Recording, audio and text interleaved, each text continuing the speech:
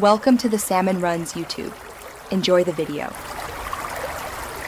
Hello bakers!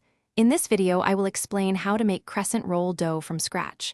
We'll start by gathering our essential ingredients. You'll need all-purpose flour, active dry yeast, warm milk, sugar, salt, and unsalted butter.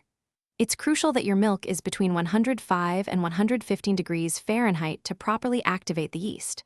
Also, using high-quality, chilled unsalted butter, cut into small pieces, will make a significant difference in the final texture of your rolls.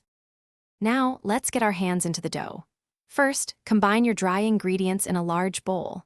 Then, gradually incorporate the warm milk and melted butter, mixing until a shaggy dough begins to form.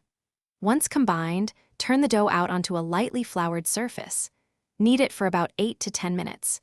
You'll know it's ready when it feels smooth and elastic, indicating proper gluten development for that perfect chew. After kneading, it's time for the first rise. Place your dough in a lightly greased bowl, cover it, and let it rest in a warm spot for approximately 1 hour. During this time, the dough should double in size, a clear sign that your yeast is active and the gluten is developing beautifully. Once it has risen, gently punch down the dough to release the air, then chill it in the refrigerator for at least 30 minutes. This step is vital for easier handling. Finally, let's shape those beautiful rolls. Take your chilled dough and roll it into a large circle, about 1/4 inch thick. Using a pizza cutter or knife, cut the circle into 12 to 16 wedges. Now, roll each wedge from the wide end towards the point to create that iconic crescent shape.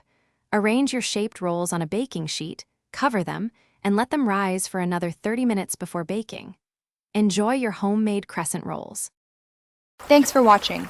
Consider subscribing if we helped you.